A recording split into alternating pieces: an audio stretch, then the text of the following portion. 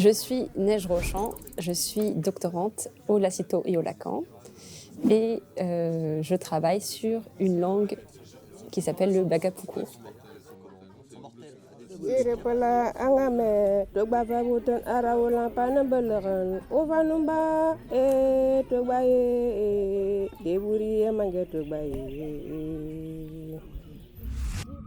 Donc le Pukur est parlé en Guinée et plus précisément dans 2 villages à 600 mètres l'un de l'autre, qui s'appellent Binari et Mbotini, qui sont sur la côte atlantique de la Guinée. Une première particularité de cette langue, c'est qu'elle a une phonologie et une morphologie très complexes. Une chose intéressante dans la phonologie de cette langue, c'est qu'il y a tout d'abord beaucoup de voyelles. Donc par exemple, on a une différence entre O, O et O, et entre E, et E.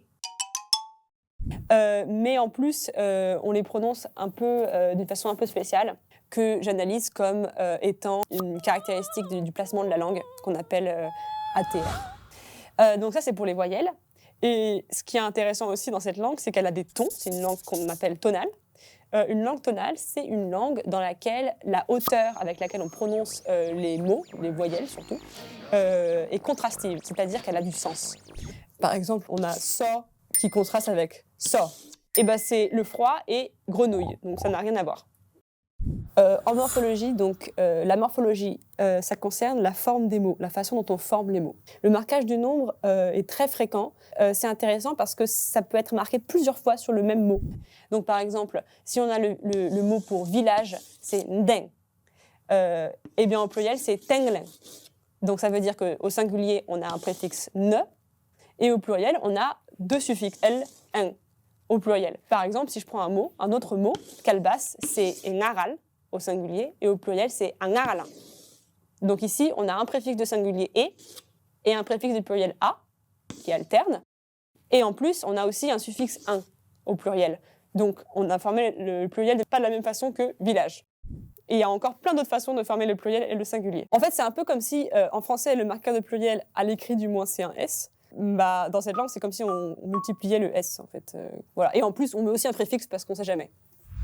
Ce qu'il y a aussi d'intéressant dans cette langue, ce sont les salutations. Parce qu'au lieu de dire bonjour, on va saluer les gens en fonction de la situation.